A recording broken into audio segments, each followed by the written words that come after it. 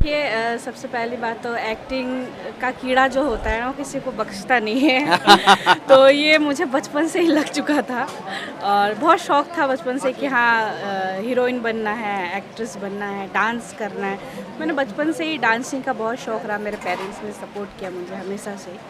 और भोजपुरी इंडस्ट्री की बात करूँ तो मुझे ज़्यादा समय नहीं हुआ, आप सबको पता है बहुत ही कम समय में आई हूँ और सबका आशीर्वाद प्यार मिला मुझे।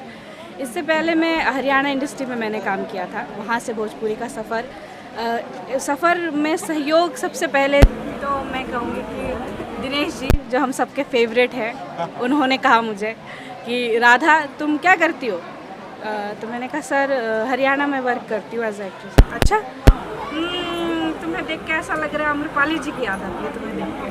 क्या बात, सर क्या तुलना, बहुत बड़ी कॉम्प्लीमेंट की बात है। मेरी फेवरेट एक्ट्रेस है वो और मैं हमेशा कोशिश करती हूँ उनकी तरह करने की, उनकी तरह बनने की, जो उन्होंने आज एक सेट किया है गोल कि हाँ हीरोइन क्या होती है, एक रियल ह्यूमन बीइंग क्या होती है, कोशिश करती हूँ हमेशा से। उन्होंने ही कहा मुझे और फिर मैंने सोचा कि जब इतने बड़े एक्टर ने कहा है, मार्गदर्शन दिया है कि उन्होंने करो, तो मैंने कोशिश की भोजपुरी इंडस्ट्री में करने की और माता रानी की इतना आशीर्वाद रहा, मुझे काम मिला भी।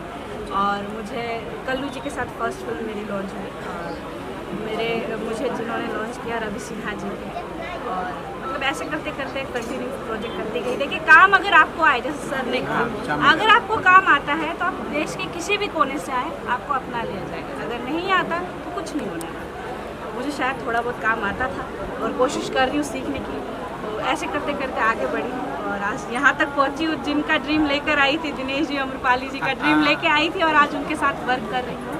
ये मेरे लिए एक अचीवमेंट है। ये मूवी सिर्फ मूवी नहीं है मेरे लिए, ये मेरे लिए अचीवमेंट है, लाइफ टाइम। चलिए राधा जी आपने बहुत अच्छी बात कही, बहुत बहुत बहुत धन्यवाद आपको। धन्यवाद।